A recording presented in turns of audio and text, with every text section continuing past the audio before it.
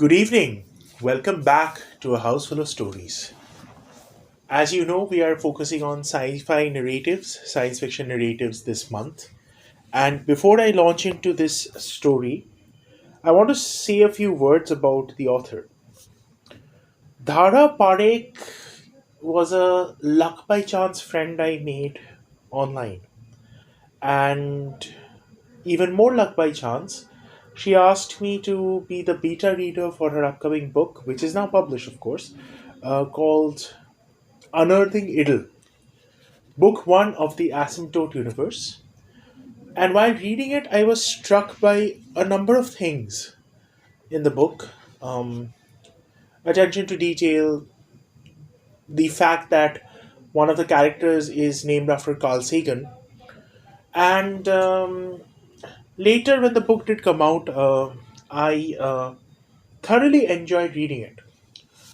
However, in the gap between reading it and um, beta reading for it, Dhara gifted me her short story collection called Take a Seat at the Cosmic Campfire.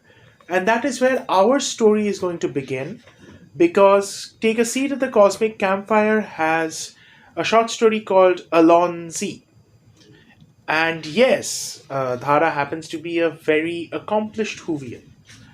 So I wrote to Dhara saying that I was focusing on science fiction narratives for this month, and she has given me permission to narrate Allon-Sy. So, asking your forgiveness for mistakes and launching into Allon-Sy by Dhara Parekh. Ha! Megha flung her laptop and launched off her bed when she saw an old woman materialize in the middle of a bedroom.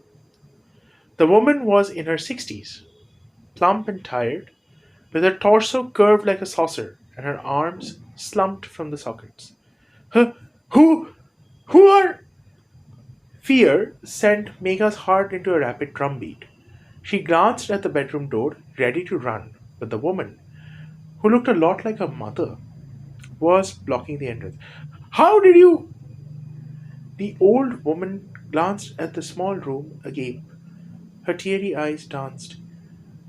Oh, the memories, she mumbled. Megha wondered if she had dozed off for a while and her mummy, who was out of town with her papa for a mundan, had put on scary makeup and decided to make her daughter shit her pants. She looked at her laptop and then back at the woman. No, definitely not asleep. This wasn't a dream either because the cut she got this morning stung her hand. Who are you? Megha pushed herself into a corner. How did you get inside? I'll call the police! Spirits and ghosts had never frightened her. She thought them a laughable concept, a manifestation of oppressed minds or vivid imaginations. But at this moment, she wished this person were a haunting spirit seeking salvation, and not a serial killer out to collect a chunk of her hair as a trophy. She didn't want to die at the ripe age of 21. Put that phone aside, that woman spoke. Her mouth was a well, rimmed with age, her face as dark as a cave. I'm not going to hurt you. The papery skin on her neck undulated as she talked. There had been no smell in the room before. Maybe there had been. Of the tempering of asafoetida from the dinner her mother had cooked that evening, of the wetness of the monsoon, and of the sandalwood incense from the neighbors. But Megha was accustomed to them. Now that the old woman had spoken, her breath had taken over the air, leaving a whiff of metal and tobacco across the room. Megha raised her voice and phone laid in hand. Who are you? I will tell you if you calm down. There was something about the woman's face. She was not her mother, but she bore a familiarity that made Megha feel safe, as if she was with someone she knew. She lowered her arm and sat on the corner of the bed. The stranger sat at the opposite corner, with her legs crossed under her. Only the light of the table lamp illuminated their faces in the 1 a.m. darkness of Mumbai. Look, the moonwoman coughed. then placed her arms on her thighs and spoke again. I only have an hour, so you have to start believing things fast and ask fewer questions, okay? Who are you? I will answer that. Just tell me this first. When are you leaving for the US? She peeked at the large world map hung on the wall above her bed. How do you? Just tell me and I will answer all the questions. I promise. Megha shifted a bit and clutched the carom board propped against the adjacent wall. Something to block the old woman if she attacks. Next to it, she located the box of boric acid powder, always kept in tandem with the board. Something to throw at the woman's face to buy some time. Once content with her weapons of choice, she responded, January, in 6 months. Okay, okay, we have time. Time for what? The old woman looked at Megha and spoke in a calm, breathy voice. I am you from the future. Oh, come on! As ridiculous as it sounded, Megha couldn't help but lean forward and observe the woman's face. She did look like an older version of herself. Same beady eyes that were a mix of curiosity and mischief, but bagged with puffiness. Same thick, wavy hair, but grey, frayed, and tied in a bun, unlike her usual ponytail. Same rounded lips, but creased. Same height, but curved at spine. See, I have been you, the woman said. So I know that even if a part of you believed me, you wouldn't admit it and would keep questioning and ridiculing me. So, how about this? I will tell you things that prove I am you. Then you shut up and listen. Megha stayed quiet. She glanced at her window. It was dark and quiet outside. And the whooshing sound of occasional trucks blazing down the Western Express Highway left trails of light on the damp buildings. She rubbed her cheeks. Definitely awake. Was someone playing a prank on her? Must be that Akshay from the second floor. He had been salty ever since he lost to her at Carol. But that wasn't possible. She looked at the doors of her bedroom and balcony. They were both shut. There was no way this person entered through a door. She had seen it with her own eyes. The woman had appeared out of nowhere. Megha sat straight and nodded in agreement. If something went wrong and her carom attack wouldn't suffice, she would lunge for the balcony door, grab the motorbike helmet hanging from its hook, and hurl it at the woman's face. She'd then run into the balcony and scream bloody murder from their four-story apartment. Okay, good, the old woman said. The stench of tobacco permeated the room again, weaving through the scattered clothes, towels, and tools before dissipating in a corner with a glass shelf displaying dusty, handcrafted wicker figurines that didn't appear to be arranged by the room's occupant. Don't spew random facts, Mika dictated. Tell me things only I would know. Wait, what's for dinner tonight? Why? Just tell me. Uh, Dal, bhat, rotli, some shark, I think. You think? The woman twisted her head. I haven't checked. My mother made it before she left. Then, what did you eat?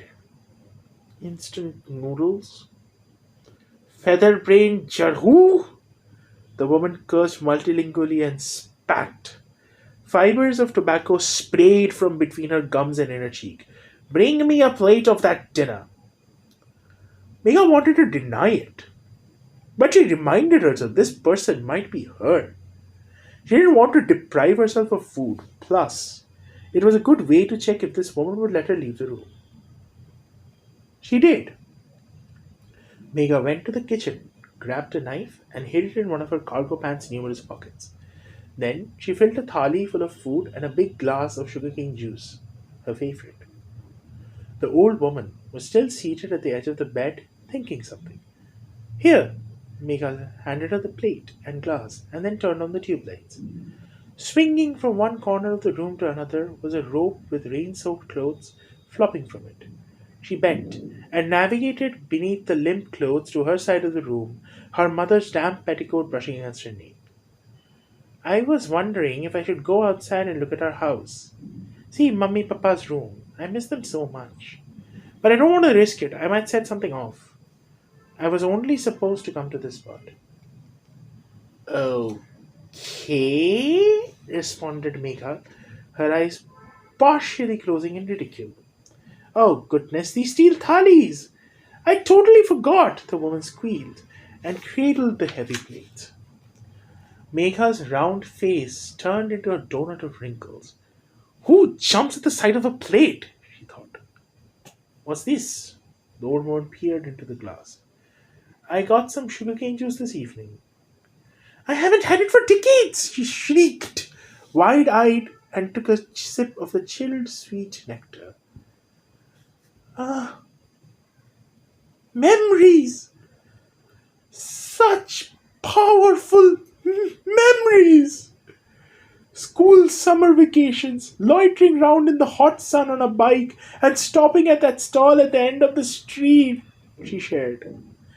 Remember that funny uncle in greasy banyan? He would shove sugar canes in the mill and pretend his hand went with it.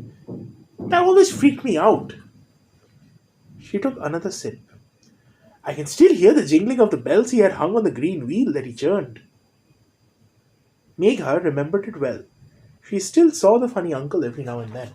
Only he wasn't funny anymore because he had lost his business and wiped tables at a dosa place now. She remembered how, as a kid, she would wait for the guy's mangled hand to appear on the other side of the mill, along with pulped canes. But only the juice of sugar canes would fill the bowl underneath it. The old woman emptied the glass and flashed a big teary smile. With one hand, Megha gripped the earthen flower vase, her other hand ready with the phone, just in case her other attacks didn't do enough damage. She watched as the woman mixed everything on the plate: fragrant grains of local rice, sweet and tangy lentil dal, stir fried potatoes and cabbage tossed in mustard seeds and spices, and the shredded mango pickle, and took hearty, monstrous bites, one after the other. She kept her gaze fixed as the old woman guzzled until there was nothing left. Some more, please. The old woman lifted them. Megha refilled it out of pity. This time, the old woman was crafty, a keen concentration on her face. She placed a spoonful of potatoes and cabbage on rotli, a thin, soft flatbread made from whole wheat, dipped them in the dal, and popped it in her mouth as she seesawed her shoulders.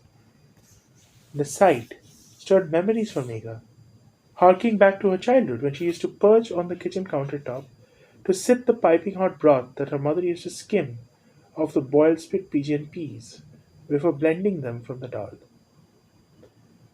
Ah, the woman ate another bite. Megha cringed, repulsed by the woman's moaning. She reached up, shoving her mother's sari on the clothesline to the side so she could look the old woman in the eye.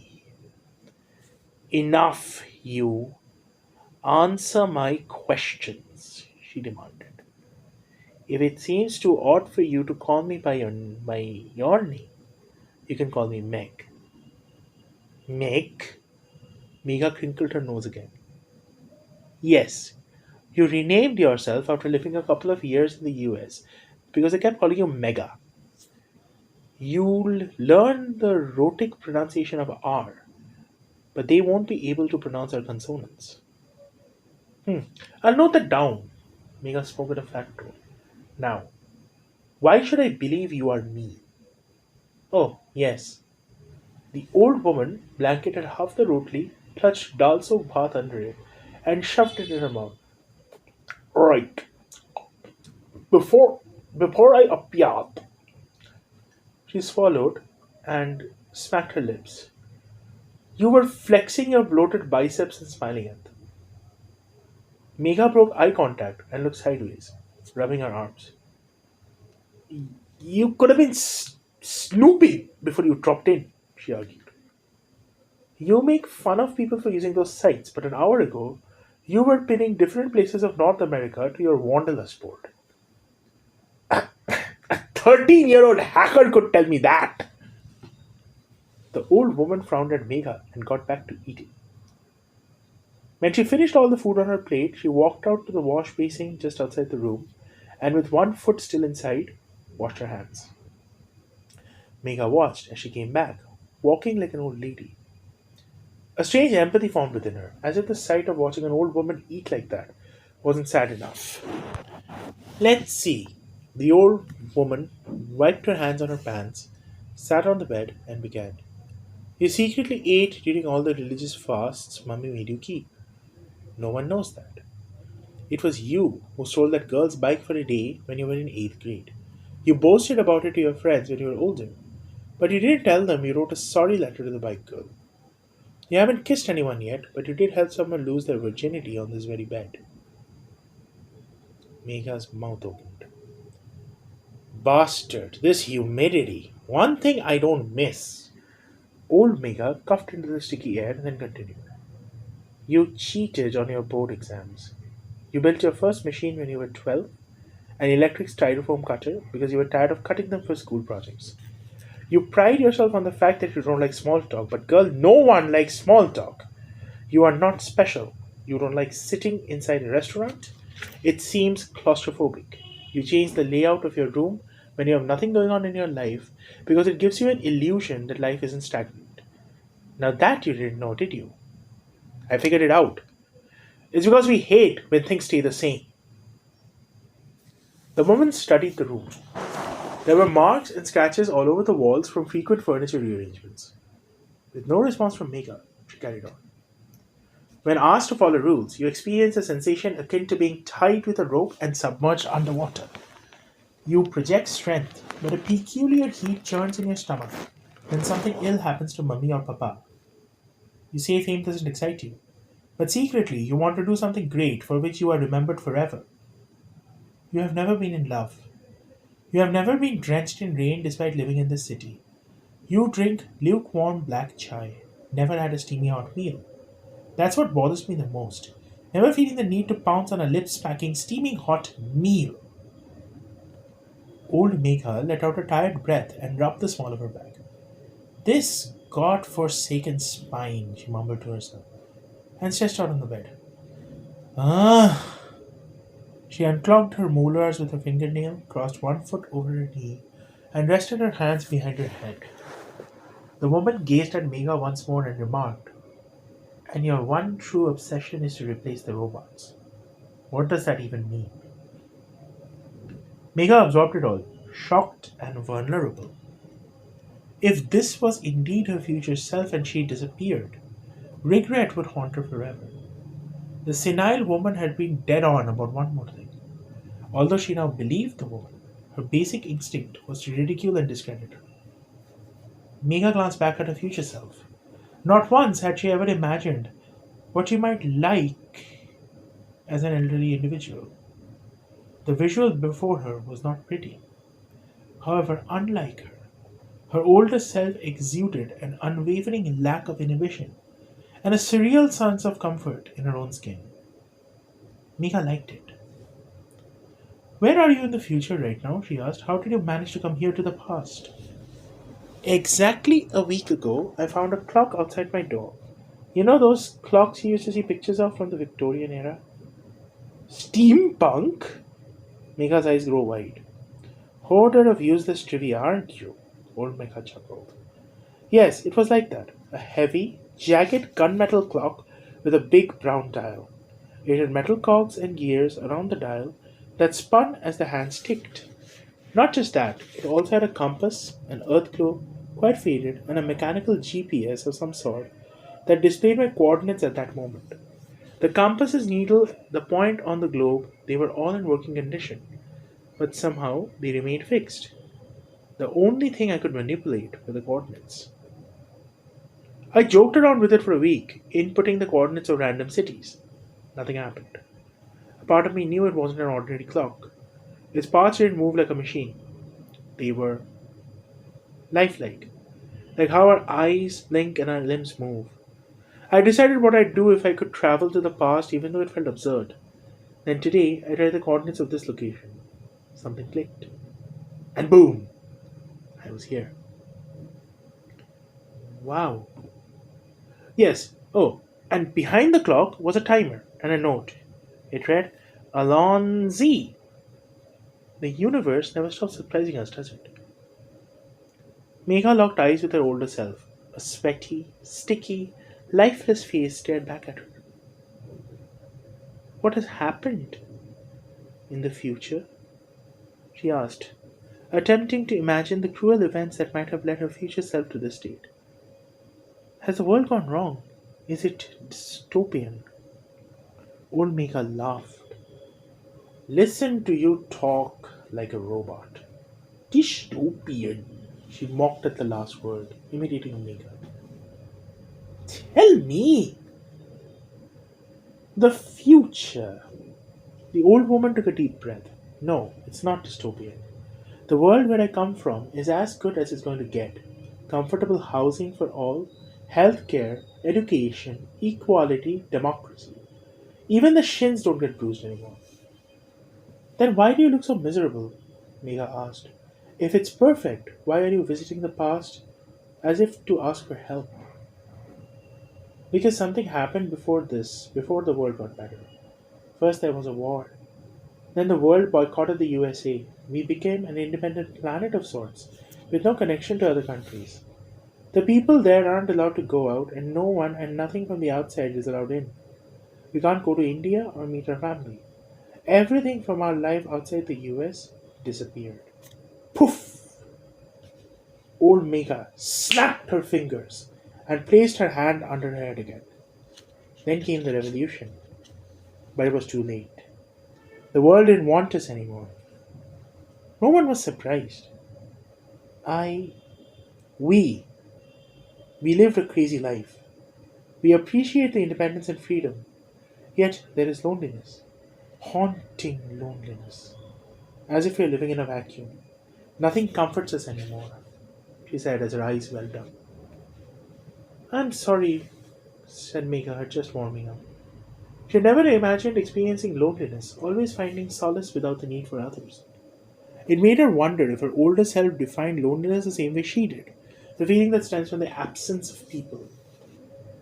What can I do? She asked. Old Megha sat up. Before you move to the US, I want you to learn to cook mummy's dal bhat. All Indian food, actually. Megha stared at her future self in disbelief. What kind of medieval times have you come from? She sneered. I am from the future. Then why are you making such a patriarchal request? There is nothing patriarchal about being self reliant or having the ability to feed yourself. Don't let that stop you from living your best life. Megha stood and walked back and forth in the tiny space between her bed and her desk. How old are you now?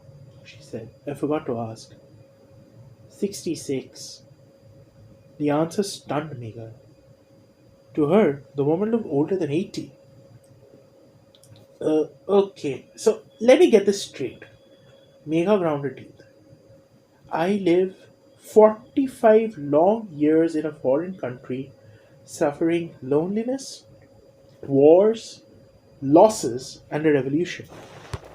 Then I come across a freaking time machine, and instead of using it in the countless wicked ways that I am already picturing in my head right now, I come to this mundane moment in our life with that request? I should have traveled to that one time when I entered my email password incorrectly and stopped that from happening. You should lose that sarcasm. Old Mega folded her hands. It's not going to take us far in life. I can see that, Mega stated as she looked at her from the corner of her eye. Her older self did seem like her. She was wearing loose pants and a tight olive green tank top that braced the bulge around her waist. Mega glanced at her own clothes.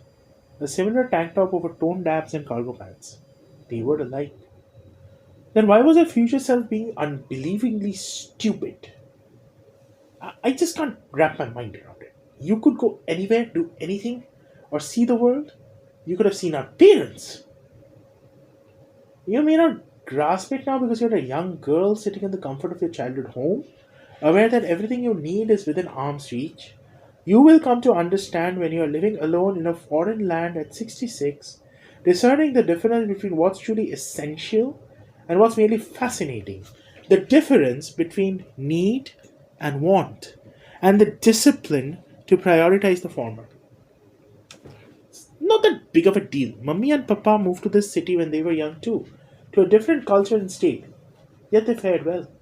I'll be okay too. No, they didn't fare well, you fool!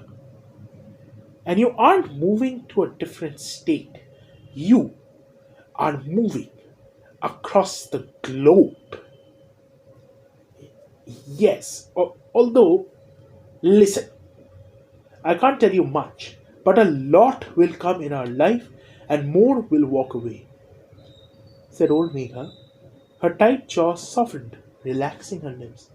In all that chaos, you need something to anchor yourself, something that comforts you, reminds you of who you are. People die. Food is a constant. I can travel to the past to see Mummy and Papa or visit that giant saw in Tokyo that we always wanted to see. But what would 1 hour of that get me? What I am asking right now will impact the quality of our entire life. But why cooking? You must have forgotten how much we hate it. It's too traditional. Because the only way to ensure that you can enjoy the food you love for the rest of your life is by learning to cook it yourself. It's about creating a sense of familiarity in a world that can be frightening and unfamiliar. In a world plagued by wars and destruction, Mummy's dal bhat will preserve your sanity and health. It might sound ridiculous, but trust me. Megha squinted her eyes at old Megha. When did we become so domestic? The old woman laughed through fits of cough and tapped her knee. It improved Megha's mood too, her own laughter. Fine, okay, I don't get it, but let's accept that food impacts us so much. But won't I be able to just get it from a restaurant? No one makes it the proper way, let alone prepare it like Mummy does. Over the years, Indian food has deviated so far from its authentic version, it's as different as, say, Gujarati is from Python. There's a Python cuisine? Talking about languages, you featherbrain. Well then, can't you travel to the point in history where everything started to change and prevent it from happening or something? It doesn't work that way. People didn't wake up one day to find that everything they enjoyed about their food had vanished. The old woman explained. You don't eat pav bhaji one day and then discover it's gone from the restaurant's menu the next morning. No, it's a gradual process, the erasure. First, pav bhaji turns into a mild vegetable dish with dinner rolls. Then, it takes the form of a mushy stir fry. And before you realize it, the colors and spices disappear and you're eating mashed potatoes with sliced bread. Okay. But isn't that inevitable, the food transformation? We don't eat what our great grandparents eat. Megha shrugged and then paced back and forth. Hey, how about I compile all these recipes into a book or something? 20 years from now, you won't have anything you have right now, not even your email. The world changes fast, really fast. Nothing lasts but memories and skills. Besides, merely jotting down a recipe is not enough if you don't comprehend the process. Megha sighed and sat on the bed. She thought and thought, as old Megha waited for her younger self to be convinced. Wait, the 21-year-old spoke, looking at the ceiling. We have already lived this life. How can I change what's already happened? And if I can change, shouldn't I just return to India before the border closes? Or just don't go there? No. I do want to go. How about I stop all this from occurring? Somehow reach the top and prevent the US from becoming the political outcast. Huh? One must never have felt the need to punch their own self so hard before, Mega mumbled as she glared at Mega. What? I don't know how much, but there are rules. I'm sure I can only change aspects of our life. Even our own events that might influence other big events will cancel out. The clock won't let me travel there. Right. Right, because of the butterfly effect, said Mega. I saw it in a movie. Old Mega clasped her hands and exercised restraint. This little change might be important to us, she said, but in the grand scheme of things, learning cooking is so insignificant that these rules won't affect it. Even if it doesn't work, what have we to lose, huh? When Megha didn't reply, the old woman stood and began to pace back and forth on the other side of the bed, nearly tripping over the dumbbells strewn on the floor. The big events that happened are permanent, fixed points. No one can change them, I'm sure, she explained. But the little things that you and I alter are not going to matter. But wouldn't the action of smaller individuals lead to those big events? Yes, but if their actions have led to bigger events, then they are not small individuals. They have already become important, bigger individuals in this matrix. Old Mika clarified. Okay, okay, I got it. Look, you keep forgetting that whatever thought crosses your mind has already crossed mine. We are the same person. The only difference is I am 45 years older, hence wiser. So trust me when I say that an unimportant girl from India learning to cook in her 20s so she can self-sufficient to feed herself healthy, scrumptious food in the future is not going to affect bigger events. Then Mira sat down and threw her hands in the air. What's the purpose of all this? What do you mean? This whole life, my existence. If I am so insignificant in the grand scheme of things, said Megha, her shoulders mirroring the posture of her future self. Old Megha walked to the other side of the bed and sat next to her. I wish I had an answer for that. They sat in silence for a while. Why didn't you bring the clock with you? Asked Megha. You could have left it with me. I would have used it our whole life to travel to India and whatever we wanted we could have eaten. I couldn't bring the clock with me or even other objects, just me and my clothes. And this! A slobbered lump of tomatoes clung to the tip of her tongue. Megha pressed her lips to suppress the oncoming nausea. That's not good for us, the tobacco. You should stop that, she said. Her older self ignored the remark and continued. I am also sure I won't be able to visit again. I think this was a one time ticket. Hmm. Now that you have given every excuse and idea you could think of, old Mega said, will you do this? For us. Learn to cook our food. Hmm. Thank you. I promise you will understand the importance of it. Okay. Old Mega checked the time on the world clock. I will be pulled back soon. Wait. Wait! Mega stood from the bed. Do we get rich? No. Oh. Then do we find our place in this world? Do we fit well in the future? The old woman looked at her younger self with pity. She remembered a broken, insecure part of her from 45 years ago. You will find your own band of misfits and outcasts, and then you won't be a misfit anymore. It's crazy how sometimes one fits so much more nicely in a strange land than the land of their own. Megan nodded. Oh, oh, we're like the doctor! What? From Doctor Who. We're like the doctor, traveling through time. Only we don't have a TARDIS, we have the clock. The old woman glared at her. Hang on, Mega spoke again as another doubt hijacked her mind. You were visited by yourself when you were 21. Then why don't you remember this meet in the future? Old Mega gave it a long, deep thought. Then she gave a careless shrug. How meticulous, Mega mocked. So what are you going to do now when you go back? Wait, does this mean if I start learning to cook now, you will be able to make dal bhat when you go back? Hopefully. Fascinating. So, just food. Mika smoked again. I can't interfere with bigger events, but you have no other suggestions. Smaller changes you want me to make so that your life is better. Just this. Oh, don't stop working out. We want to dance better.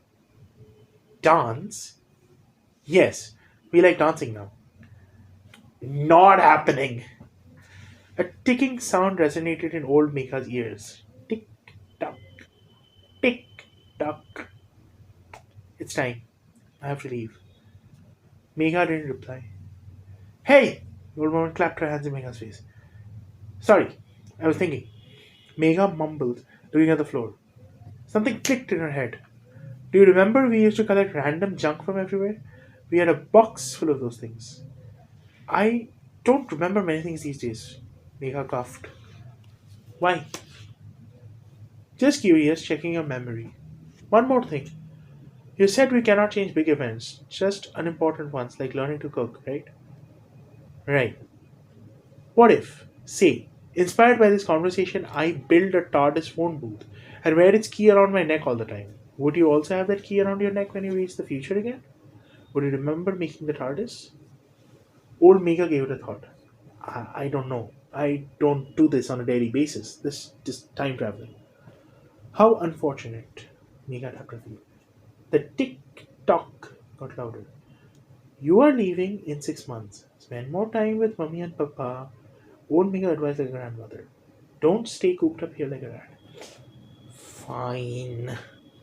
Learn the patience to sit and read a book. It will serve you well in the later days. Okay, Mega replied, still distracted. Oh, I don't know if this is against the rules, but somewhere in your late 30s, you'll want to throw away your child trainer. Don't! Uh huh. They don't sell. Before old Mega could finish a sentence, she got plucked from the past and dropped in the future. The old woman looked around. It was her New York City apartment, just the way she had left it. She felt around her body to make sure she was okay and walked up to the clock. It was lying on the couch where she had dropped it before traveling. 1 hour had passed since she had left. Behind the clock was a ticking timer that was counting down from 5 hours when she traveled to the past. She was sure the timer indicated the remaining time of her life. In 4 hours, she knew she was going to die. Old Mega stood like a melting mannequin and tried to think of food, hoping to know how to cook dal bhat just like her mummy. Nothing appeared. Instead, another memory trickled into her head. She was young, sitting in her childhood bedroom, and dreaming about a life in the West when an old, scary woman appeared out of nowhere. She remembered the exact conversation they had, but this time from the point of view of a younger self. Old Mega trembled when she remembered what had happened after she, the 66-year-old Mega, had left the room. After she disappeared, young Mega grabbed a stool, opened a top storage cabinet, and pulled out a heavy, dusty box. It held things that she had collected over the years: duct tape, a compass, cogs and gears, grease in tiny bottles, screws, sandpaper, three screwdrivers, and dozens of tools and scraps.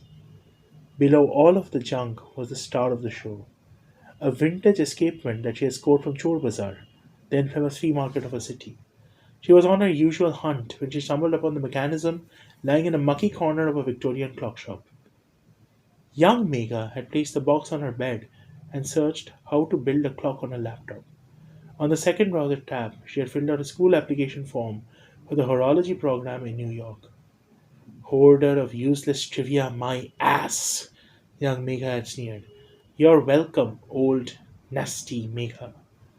In her forlorn home in the future, old Mega's hand went to her mouth as she caught a new memory. She saw herself a little younger than she was now, but a lot older than 21, drop the clock at the door of her apartment, a clock that she had built with her own hands.